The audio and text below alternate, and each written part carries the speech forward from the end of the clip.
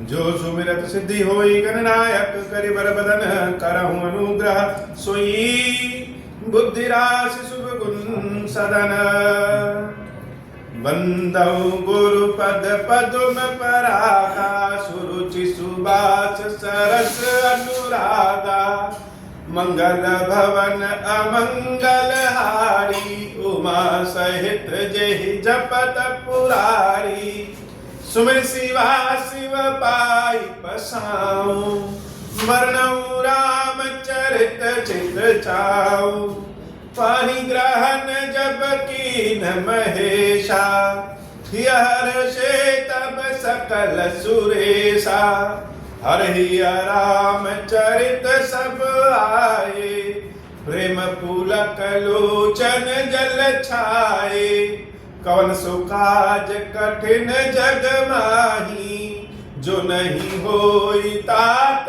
तुम पाही राम काज लगी तब अवतारा सुनता ही भयउ पर्वता कारा।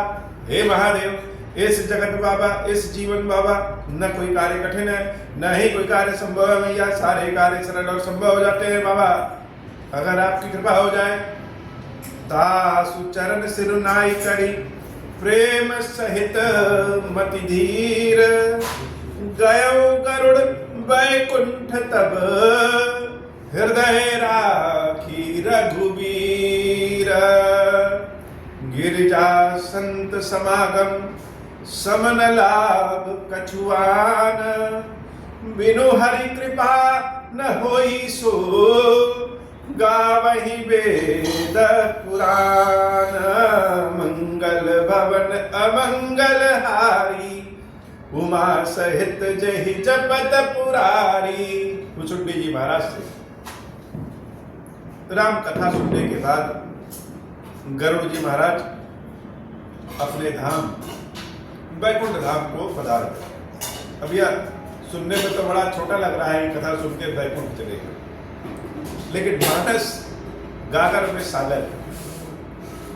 महादेव कहते हैं देवी तासु चरण सिरुनाई करी का भुसुंडी जी महाराज के चरणों में बारंबार नमस्कार कर गरुड़ जी महाराज प्रेम सहित मति धीर कैसे गए प्रेम के सहित मति धीर मति यानी बुद्धि और धीर मतलब जिसकी बुद्धि में धीरज। अब गरुड़ जी भुसुंडी जी महाराज के पास आए थे तो क्या दशा थी और जा रहे हैं तो क्या दशा। महादेव जब देवी पार्वती को कथा सुनाते हैं एक एक शब्द पे इतने भाव पूर्वक जोर देते हैं और उतने ही भाव पूर्वक देवी पार्वती उस शब्द को उस भाव को उस कथा को ग्रहण करते आए थे गरुड़ जी जब भुसुंडी जी महाराज से कथा सुनने तो उनकी बुद्धि स्थिर नहीं था मति स्थिर नहीं था और मोह व्याप्त था। मोह कैसा कि बैकुंठ में जिनकी हम सेवा करते हैं क्या वही राम है और अगर वह राम है तो एक साधारण राक्षस के मारने से नागपाश के बांधने से बध कैसे गए। यह लीला देख करके यह रूप गुण देख करके तो लगता नहीं कि यह भगवान है लेकिन सब लोग तो कह रहे हैं कि यह भगवान है। यह बुद्धि उनकी स्थिर नहीं थी और मोह व्याप्त था। लेकिन राम कथा सुनने का फल क्या हुआ। पक्षियों के राजा गरुड़ जिनको इस बात का अभिमान रहता है कि हम भगवान विष्णु को अपने पीठ पे बिठा करके बड़ी तीव्र गति से उड़ते हैं ऐसे गरुड़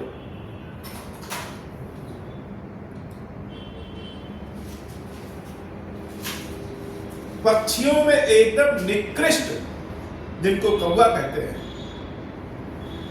ऐसे भुसुंडी जी महाराज से कथा सुनकर और कथा सुनकर के ही नहीं दासु चरण सिरुनाई उनके चरणों में अपने मस्तक को नवा कर और जब मस्तक को नवाया तो क्या पाया प्रेम सहित जैसे इत्र है और इत्र को कहीं स्पर्श कर लीजिए तो हमारे हाथों में भी खुशबू आ जाएगी। ऐसे ही भक्तों को अगर स्पर्श कर लें, भक्तों के आगे अगर हम दंडवत हो गए तो भक्तों से प्रेम का इत्र मिल जाता है। और यह प्रेम का इत्र ऐसा होता है कि यह जो बुद्धि होती है या मति होती है वह स्थिर हो जाती है। जब तक हम ज्ञान की बात करेंगे या हमारी मति, हमारी बुद्धि चारों ओर घूमती रहेगी, एक ज्ञान मिलेगा, फिर दूसरा ज्ञान मिलेगा, फिर तीसरा ज्ञान मिलेगा, पूर्णता का अभाव नहीं होता, पूर्णता का भाव नहीं आता। लेकिन प्रेम एक ऐसी चीज है कि थोड़े से में ही व्यक्ति पूर्ण हो जाता है, संतुष्ट हो जाता है। जिसका मन जिससे लग गया वही पूर्ण हो जाएगा, चाहे उसके भीतर अवगुण हो, चाहे गुण हो, चाहे सुंदर हो, चाहे ना सुंदर हो, चाहे समाज से परे हो या समाज में। लेकिन अगर कहीं हृदय मिल गया, प्रेम प्राप्त हो गया, तो व्यक्ति वही पूर्ण हो जाता है। भुसुंडी जी महाराज से कथा सुनने के बाद, उनके चरणों में प्रणाम करने के बाद गरुड़ जी महाराज को क्या मिला? प्रेम सहित मति, प्रेम प्राप्त हुआ और वह प्रेम उनकी बुद्धि को स्थिर कर दिया। और जब उनकी बुद्धि स्थिर हो गई,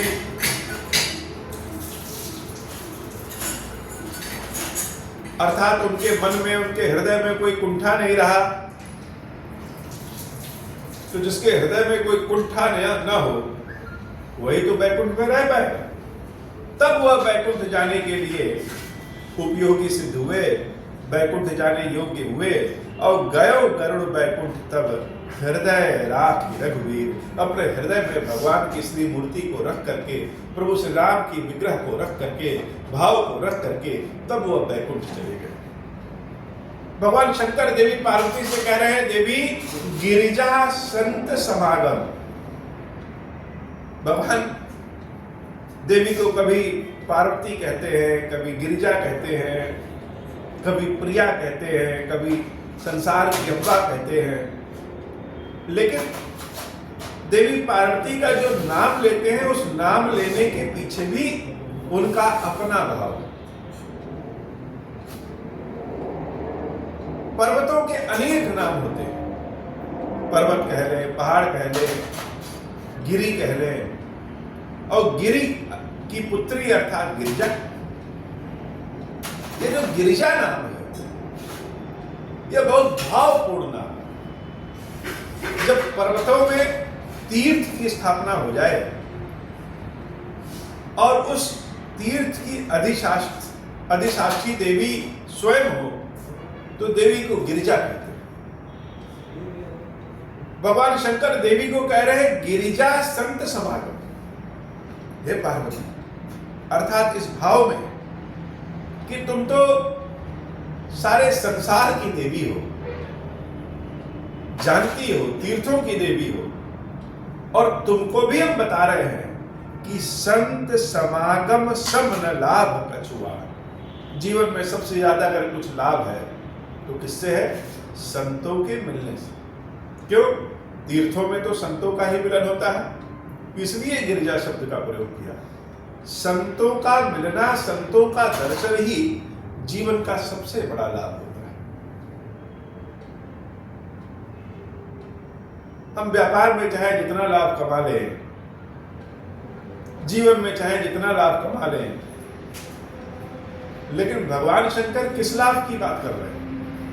भगवान शंकर तो संतों के मिलन को ही जीवन का लाभ बता रहे हैं।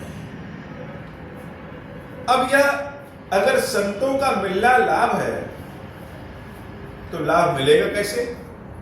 उसका रास्ता भी शंकर जी दिखाते हैं। क्या? बिनु हरि कृपा न होई सो गावहि वेद पुराण। यह हम ही नहीं, वेद पुराण भी हर जगह कहते हैं, गाते फिरते हैं कि बिना भगवान की कृपा के संतों का दर्शन भी नहीं होता है।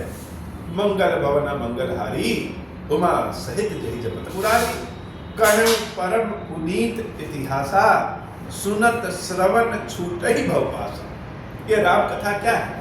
अगर राम कथा हम भाव पूर्वक सुन रहे हैं तो श्रवण, सुनत, श्रवण कानों से सुनते ही छूटा ही भाव पासा।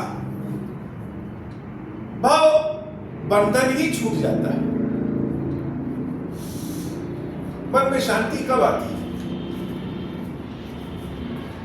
जब हम सोचें कि चारों ओर जीवन में शांति हो जाए, हमारा काम बन जाए, तब शांति मिलेगी। एक काम बनेगा तो दूसरा काम आ जाएगा। वास्तव में जीवन में शांति तब मिलेगी जब हम स्वयं को भगवान के प्रति समर्पित कर दें कि हे महादेव, आप ही मेरे जज हैं, आप ही हमारे वकील हैं, आप ही हमारे स्वामी हैं, आप ही हमारे दाता हैं, करने कराने वाले सब आप ही हैं। तो ये जब सब कुछ आप ही हैं, तो यह क्या पुण्य कर्म और क्या पाप कर्म, सब तो आपे का है। अर्जुन को भगवान कृष्ण ने कर्म फल के बंधन से मुक्त होने का बहुत सीधा सा उपाय बताया। कर्म को छोड़ देना, कर्म को न करना, यह उचित नहीं। इससे हम कर्म फल के बंधन से मुक्त नहीं हो सकते। तो मुक्त कैसे होंगे? एक और वेद पुराण कहता है, शास्त्र श्रुति कहती है कि जो हम काम करेंगे उसका फल तो कुछ ना कुछ मिलना है, अच्छा मिलेगा बुरा मिलेगा। तो जब हम काम कर रहे हैं, कर्म कर रहे हैं और फल मिल रहा है अच्छा या बुरा, तो फिर इस भाव सागर से पार कैसे होंगे? हिसाब किताब तो लेन देन हमेशा चलेगा, तो पार कैसे होंगे, मुक्त कैसे होंगे? भगवान श्री कृष्ण अर्जुन से कहते हैं कि हे अर्जुन, अपने सारे कर्मों को मुझको समर्पित कर दो।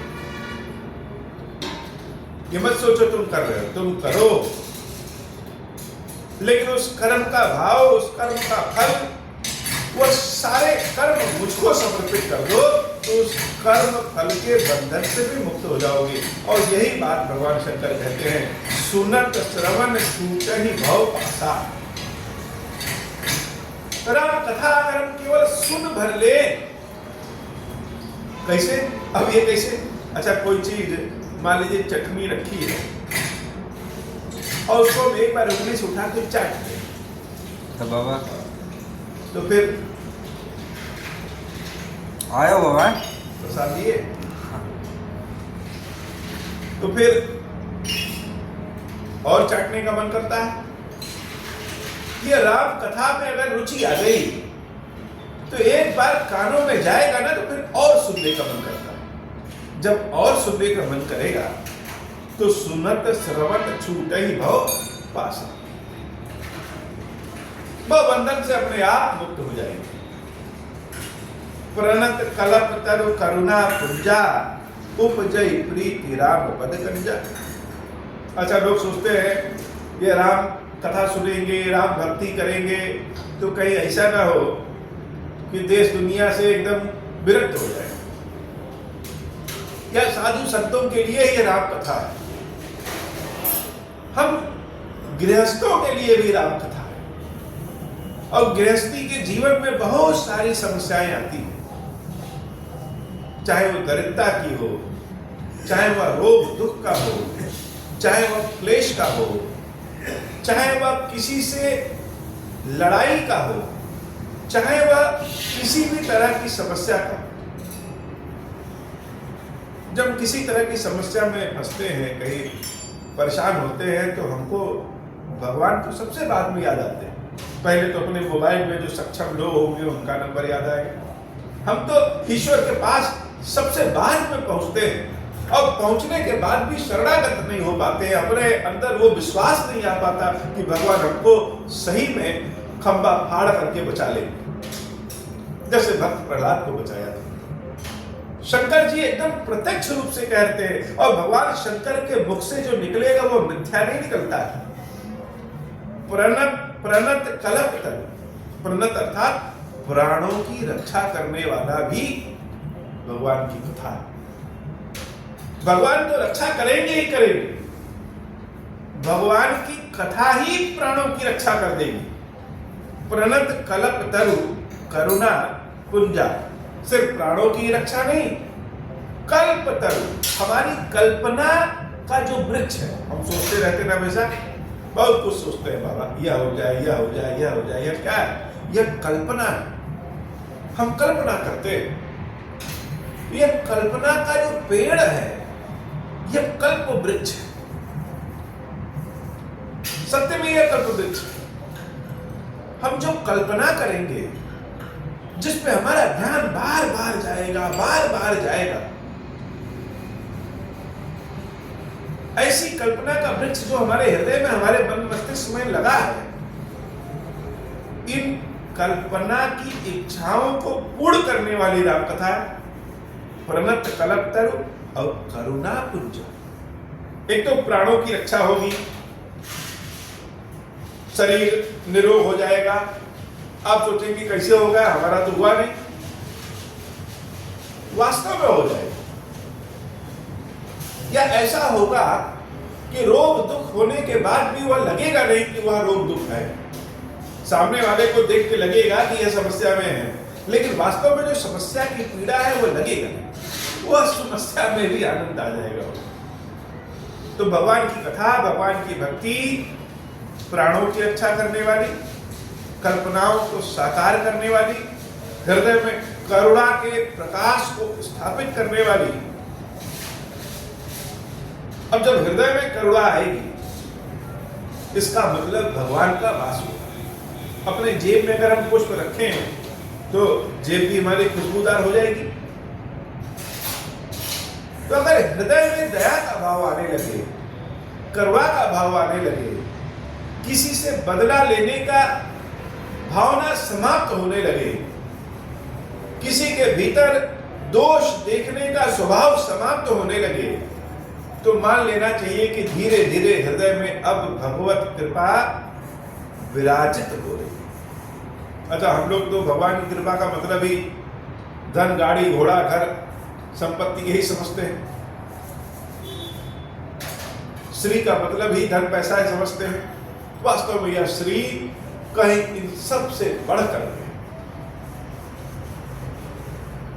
यह सारी भावनाएं अगर हृदय में स्थापित होने लगी तो समझ लेना चाहिए भगवान राम की कृपा प्राप्त हो रही है, प्रभु की कृपा प्राप्त हो रही है। उपजय प्रीति राम पद कंजा। जब यह भावनाएं हृदय में आएगी तभी भगवान के प्रति, उनके चरणों के प्रति प्रेम भाव उत्पन्न होगा। और जब प्रेम भाव उत्पन्न हो जाए, अगर किसी से मन लग गया तो क्या करना होता है? किसी से मन नहीं लगा है तो बार बार मन को लगाना पड़ता है कि ये काम करना है यार, जरूरी है किसी भी तरीके से।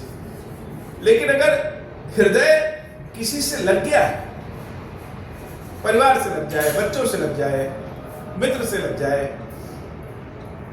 तो अगर हृदय लग गया है तो वाणी भी, मन भी, कार्य भी, सब कुछ उसी के इर्द गिर्द घूमने लगता है। बहुत ज्यादा मेहनत नहीं करना पड़ता। जैसे हम भोजन कर ले तो भोजन पेट में पचता कैसे है इसके बारे में हमको नहीं सोचना है, वो अपने आप पेट पचाने लगता है। ऐसे ही अगर हृदय में प्रेम, दया का भाव उत्पन्न हो गया है, करुणा का भाव उत्पन्न हो गया है, तो यह मान लेना चाहिए भगवत कृपा प्राप्त हो गई है। और जब भगवत कृपा प्राप्त हो जाएगी तो मन क्रम वचन जनित अध जाई, सुनहि जे कथा श्रवण मन लाई। मन से, वाणी से, अपने कर्मों से उत्पन्न जितने दुख हैं, यह सारे दुख जो पाप उत्पन्न होते हैं, वह सारे पाप सुनहि जे कथा श्रवण मन लाई। राम जी की कथा जो मन से सुनेगा, कानों से सुनेगा, उसके शरीर के सारे कष्ट दुख दूर हो जाते हैं, यह निश्चित। महादेव जी को जब हम राम कथा सुनाते हैं, जैसे पार्वती मैया को भगवान शंकर ने जब राम कथा सुनाया तो अकेले देवी पार्वती का ही कल्याण नहीं हुआ, संसार में बहुतों का कल्याण होता है। बहुतों का कल्याण आज भी होगा और बहुतों का कल्याण आगे भी होगा। तो महादेव जी को जो कथा सुनाते हैं, बाबा की कृपा से जो इनको कथा सुनाते हैं, ये कथा सिर्फ भगवान और भक्त का ही कल्याण नहीं करते। यह कथा तो जिसके जिसके कानों में जाती है, जिस भी किसी तरीके से जाती है, जिस भी किसी माध्यम से जाती है, अभी जाए या बाद में जाए, जैसे भी जाए, उन सबका कल्याण कर। बीच में कथा सुनाना बंद हो गया तो इस कथा के माध्यम से जितने लोग सुनने सुनाने वाले हैं वो सब कष्ट में पड़ गए। दवाई खा रहे हैं, फायदा नहीं कर रहा है, समस्या दूर नहीं हो रही है, तो कैसे होगा? यह राम कथा का प्रभाव है कि वह राम कथा जब उनके कानों में जाएगी वह अपने आप स्वस्थ होना शुरू हो जाएगी। यह राम कथा का प्रभाव। इस मंदिर की स्थापना या बाबा खिलेश्वर महादेव जी की स्थापना यह राम कथा के प्रेम का ही प्रभाव है, मंत्रों का प्रभाव नहीं है। बाद में यह भक्त और भगवान के बीच के प्रेम का प्रभाव है, और यह प्रेम का प्रभाव जब कभी किसी कारण विचलित हो जाता है तो ऐसा लगता है कि भगवत कृपा भी विचलित हो गई। एक रोटी भी अगर नीचे जमीन पे गिरा दे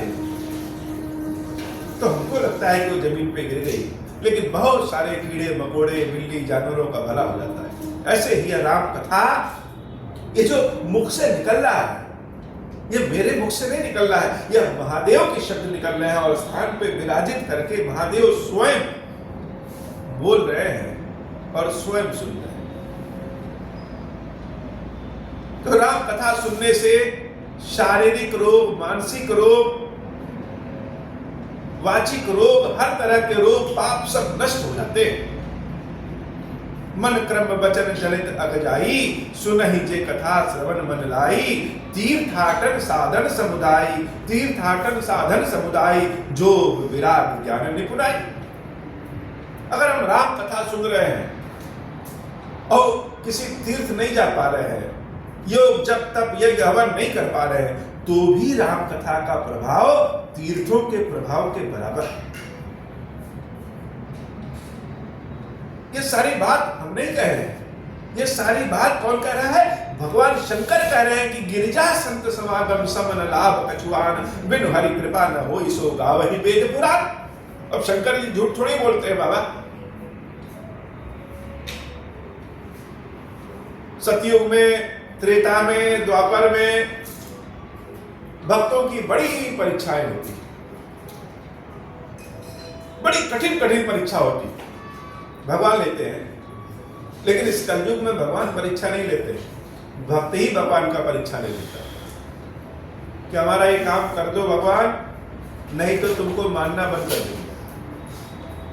अब भगवान ही परीक्षा की लाइन में खड़े हो गए, जिसका काम करवा दे, नहीं तो मानना बंद कर देगा।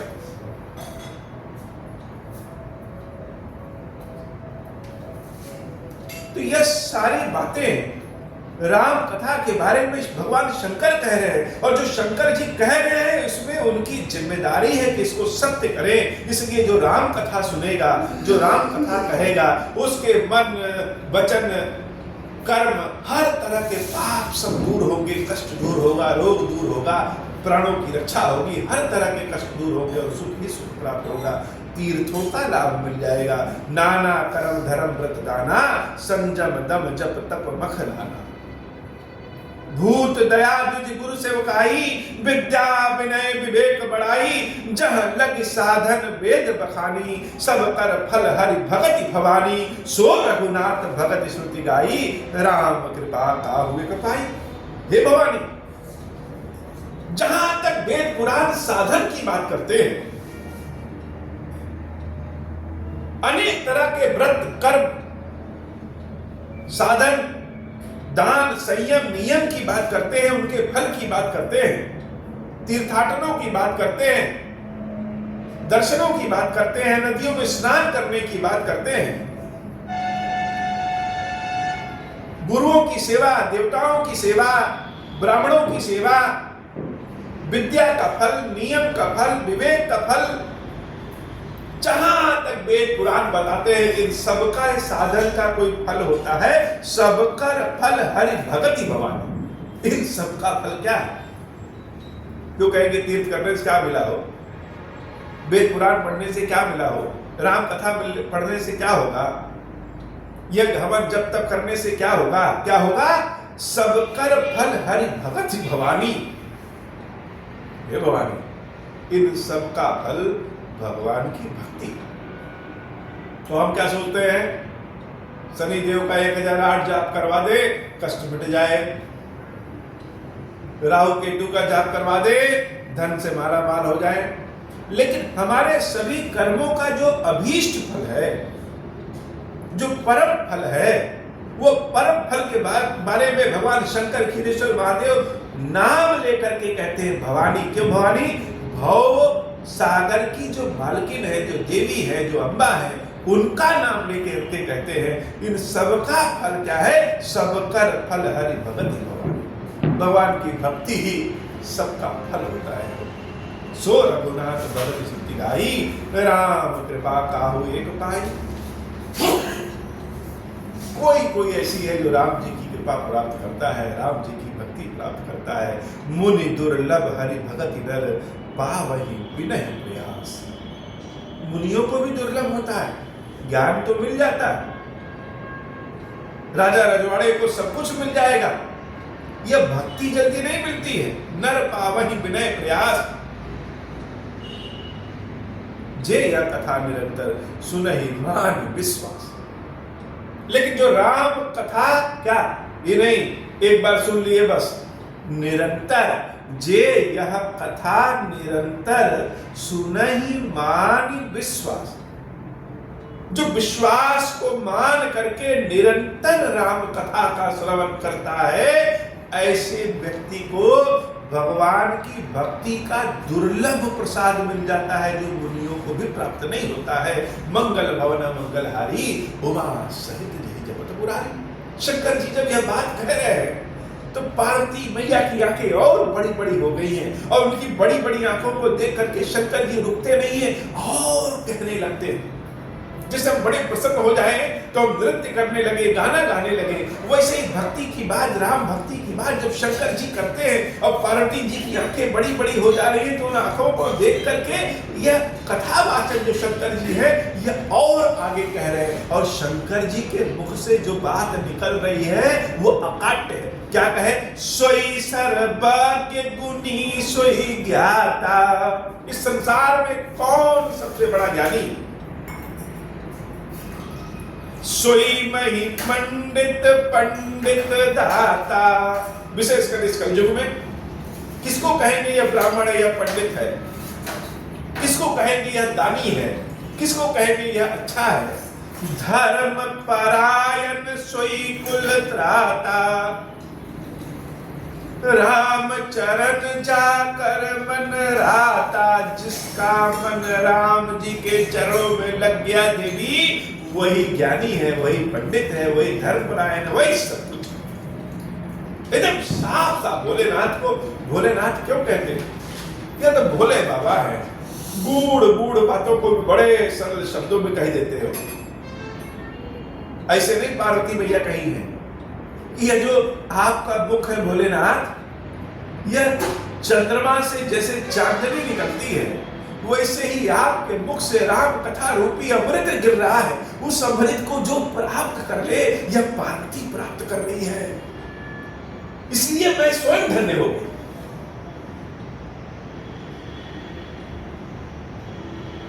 नीति निपुण सोई परम सयाना।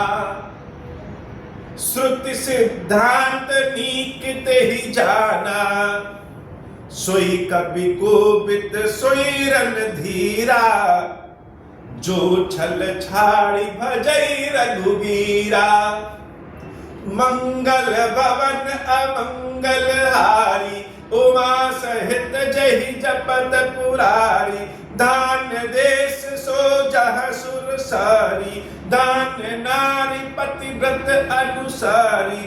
धान्य सो भूप नीति जो करई। धान्य सो द्विज निज धर्म न टरई। सो धन धान्य प्रथम गति जाकी। धान्य पुण्य रतमति सोई पाकी। धान्य गरी सोई जब सतसंगा। धान्य जन्म द्विज भगति अभंगा, मंगल भवन अमंगल हारी, उमा सहित जहि जपत पुरारी, सो कुल धान्य उमा सुनु, जगत पूज्य सुपुनीता, श्री रघुबीर परायण, जहि नर उपज विनीता, मंगल भवन अमंगल हारी, उमा सहित जहि जपत पुरारी, मंगल भवन अमंगल हारी, उमा सहित जहि जपत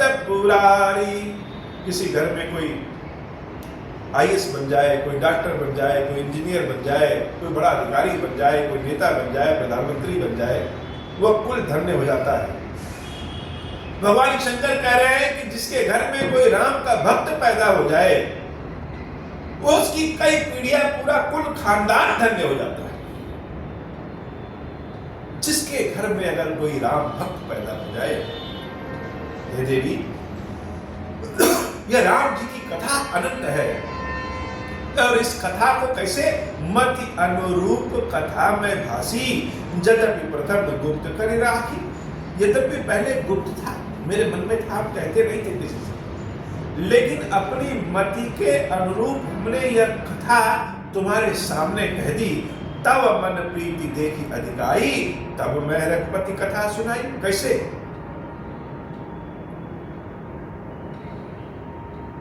श्रोता को श्रोता के सुनते हुए भाव को देखने के बाद कथावाचक के मुख से कथा अपने आप निकलने लगती है।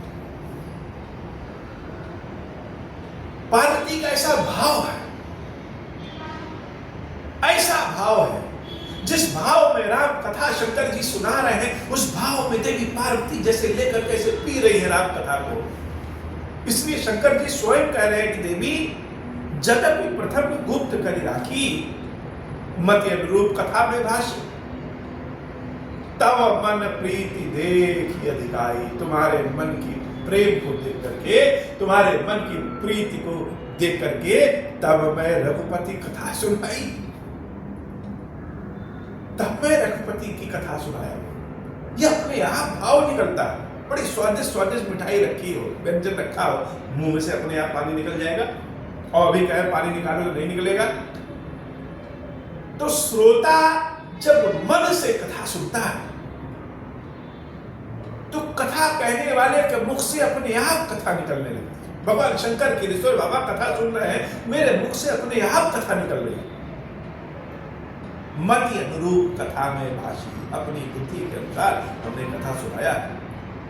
यह न कहाई सठ ही हठ सीलही, जो मन लाई न सुन हरि लीलही। अब बाबा और कहते हैं, बाबा एकदम भोले हैं, भोले बाबा की तरह, बनावटी इनके पास नहीं, बोले रात। क्यों? अभी कह रहे हैं कि कथा सुनने वाले के सारे कष्ट दूर हो जाएंगे। और अभी कह रहे हैं, यह न कहाई सठही हठ सीले। कोई व्यक्ति धूर्त हो, हठी हो, जो मन लगा करके भगवान की कथा न सुने, ऐसे व्यक्ति को राम कथा नहीं सुनाना चाहिए। कहाई न लोभई कृथई काम, क्रोधई कामहि।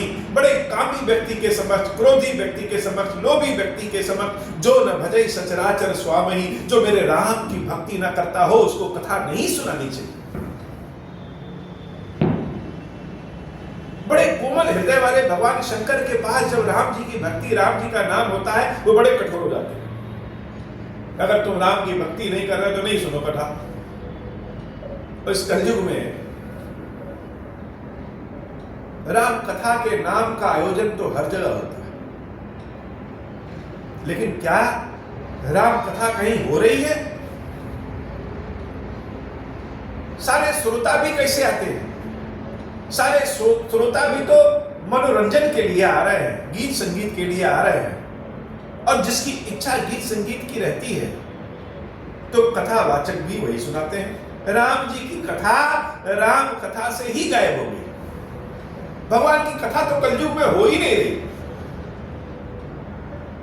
क्यों? क्योंकि भगवान शंकर ने स्वयं कहा कि जो लोभी हो, जो क्रोधी हो, जो हठ वाला हो, ऐसे व्यक्ति को कथा नहीं सुनानी चाहिए। तो इतने लोग ऐसे हैं, कौन कथा सुनेगा? इसलिए कथा होती नहीं है। बड़े बड़े पंडाल लगे रहेंगे, बहुत ज्यादा चारों ओर प्रचार प्रसार भी होगा, लगेगा कि राम जी की भक्ति ही सबके भीतर घुस गई है, लेकिन वास्तव में वहां राम की कथा तो है ही नहीं। यह शंकर भगवान का कथन है, इसलिए राम कथा नहीं है। द्विज द्रोही न सुनायहि कबहू, सुरपति सरस होई नृप जबहू, राम कथा के तेई अधिकारी, जिनके सत्संगति अति प्यारी। तो राम कथा का अधिकारी कौन? राम कथा के अधिकारी के बारे में भगवान एक लाइन में कह देते हैं कि जो संतों की संगति का अधिकारी है वही राम कथा का अधिकारी है। गुरुपद प्रीति नीति रत जेई, द्विज सेवक अधिकारी तेई, ता कहाँ यह विशेष सुखदाई, जाहि प्राण प्रिय श्री रघुराई। राम कथा के अधिकारी के बारे में कहा जिसके हृदय में गुरुओं के प्रति श्रद्धा का भाव हो, ब्राह्मणों के प्रति श्रद्धा का भाव। तो अब जरा सोचिए, इस कलयुग में और आने वाले घोर कलयुग में क्या कोई गुरु मिलेगा क्या? तो गुरु तो जैसे समाप्त ही हो गए, आध्यात्मिक गुरु तो जीवन में रह ही नहीं गए, क्योंकि सारे गुरुओं के अंदर तो लोभ और मोह आ गया है। और क्या कोई ब्राह्मण आने वाले समय में रहेगा क्या? ब्राह्मण का मतलब जिसके भीतर ब्राह्मणत्व हो, तो बड़ा मुश्किल है। तो जब कोई ब्राह्मण है ही नहीं, तो ब्राह्मणों के प्रति हृदय में प्रेम का भाव कहां से रहेगा? गुरु कोई मिलेगा ही नहीं, तो गुरुओं के प्रति हृदय में प्रेम का भाव कहां से रहेगा? तो क्या गुरुओं के प्रति, ब्राह्मणों के प्रति हृदय में प्रेम भाव नहीं रहेगा तो क्या कलयुग में राम कथा समाप्त हो जाएगी? यह विशेष सुखदाई। भगवान शंकर कहते हैं कि जाहि प्राण प्रिय श्री रघुराई, जिसके लिए सीताराम जी बहुत प्रिय हो, ऐसे व्यक्ति को राम कथा सुनाने से यह विशेष सुखदाई। यह खीरेश्वर बाबा को कथा क्यों सुना रहा है? यह पूरी की पूरी पंक्ति महादेव पे ही स्पष्ट हो जा रही है, फिक्स हो जा रही है। क्यों? जाहि प्राण प्रिय श्री रघुराई। भगवान शंकर से ज्यादा प्रिय सीताराम जी किसको है? इसलिए महादेव हमारे यजमान तो आप ही हैं। यह विशेष सुखदाई, हम आपको ही राम कथा सुना दे रहे हैं। मंगल भवन मंगलहारी, उमा सहित जय जपत पुरारी, राम चरण रति जो चह अथवा पद निर्वाण, भाव सहित सो यह कथा करहूं श्रवण पुटपान। राम कथा तो उसी के समझ कहना चाहिए जिसके हृदय में राम जी का भाव हो, सीताराम जी का भाव हो, और अपने दोनों कानों से, जैसे हम हाथ से मुंह से अपने जल पीते हैं, शरबत पीते हैं, अमृत पीते हैं, ऐसे ही कानों से अमृत पीने का भाव, राम कथा रूपी अमृत पीने का भाव जिसके हृदय में हो, राम कथा उसको सुनाने का विशेष फल है, विशेष फल है। तो हमको ऐसा लोग कहां मिलेंगे? इसलिए हम भगवान शंकर देवी पार्वती को कथा सुना रहे हैं और इनके माध्यम से बहुत लोग कथा सुन रहे हैं। मंगल भवन मंगलहारी, उमा सहित जय जपत पुरारी। महादेव यहीं चुप नहीं बैठते हैं और महादेव आगे भी कहते हैं, राम कथा गिरिजा में बरनी, कलिमल समन मनोबल हरनी। यह राम कथा जो हमने सुनाया है, यह कलयुग के सारे दोषों को समाप्त करने वाली कथा है। संस्कृत रोग सजीवन मूरी, राम कथा गावहि सुति सूरी, यही मह रुचिर सप्त सोपाना, रघुपति भगति केर पंथाना, अति हरि कृपा जाहि पर होई, पाऊ देवी यही मार्ग सोई, मन कामना सिद्धि नर पावा, जे यह कथा कपट जिगावा। सिर्फ सुनने वालों का नहीं हो, कथा कहने वाले गाने वालों के लिए भी है। क्या? मन कामना सिद्धि नर पावा। मन में जो कामना होती है वो सब पूर्ण हो जाता है। जे यह कथा कपट जिगावा, जो कपट के भाव को छोड़ करके यह राम कथा सुनाए, कहाई सुनाई अनुमोदन करे। और राम कथा को सुनने वाले जो कहते हैं और हाँ हाँ करते हैं, हाथ उठाते हैं, ते गोपद भव निधि तरह, उनका भी इस भव सागर से मुक्ति मिल जाती है, पार हो जाता है। सुनी सब कथा हृदय अति भाई, गिरजा बोली गिरा सुहाई, नाथ कृपा मम गत संदेहा, राम चरण उपजो नेहा। पार्वती मैया भगवान शंकर के चरणों में गिर पड़ती हैं, मुस्कुराते हैं, वो कहती है नाथ कृपा मम गत संदेहा, हे नाथ आपकी कृपा से मेरा संदेह दूर हो गया है और भगवान राम के चरणों के प्रति आपकी कृपा से मेरे मन में प्रेम उत्पन्न हो गया है। मैं कृत कृत भयम अब तब प्रसाद विश्वेश, उपजी राम भगत दृढ़ बीते सकल कलेश। आपकी कृपा से आपके प्रसाद से मैं धन्य हो गई, मैं धन्य हो गई, मैं धन्य हो गई। मंगल भवन मंगलहारी, उमा सहित ले जगत दुआरी। हे बाबा आज की कथा इतनी ही। श्री खीरेश्वर महादेव जी, खीरेश्वरी मैया जी हम सब के ऊपर बाबा कृपा करें। अब हो प्रसन्न प्रभु मोह पर, नाथ दीन पर नेहु, निज पद भगति देहु प्रभु, पुनि दूसर बर देहु। तब माया वश जीव जड़, संतत फिरहि भुलाना, हम पर क्रोध न करिय प्रभु, कृपा सिंधु भगवान। शंकर दीन दयाल, अब हम पर हो कृपाल, साप अनुग्रह होई जहि विधि, नाथ थोरहि काल।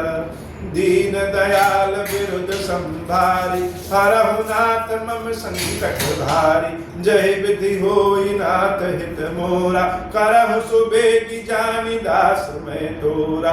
राम राज बैठे त्रैलोका, हर्षित भय गए सब शोका। जय सकाम नर सुनहि जे गावहि, सुख संपत्ति नाना विधि पावै। जो इच्छा करी हूँ मन माही, हरि प्रसाद कछु दुर्लभ नाही। मंगल भवन अमंगल हारी, उमा सहित जही जपत पुरारी। बोली श्री खीरेश्वर महादेव जी, खीरेश्वरी मैया जी की सदाई जय हो। खीरेश्वरम, हे भगवान शंकर, आप ऋण पातक दुर्भाग्य और दरिद्रता की निवृत्ति के लिए तथा संपूर्ण पापों का नाश करने के लिए मुझ पर प्रसन्न होइए। मैं दुख और शोक की आग में जल रहा हूँ, संसार भय से पीड़ित हूँ, अनेक प्रकार के रोगों से व्याकुल और दीन हूँ। खीरेश्वर मेरी रक्षा कीजिए। देव देवेश्वर, सबको निर्भय कर देने वाले महादेव जी, मेरी इसकी हुई पूजा को पार्वती जी के साथ ग्रहण कीजिए। मेरा मंगल करिए महादेव। शंभु महादेव, शंभु महादेव, शंभु। ओम श्री राम।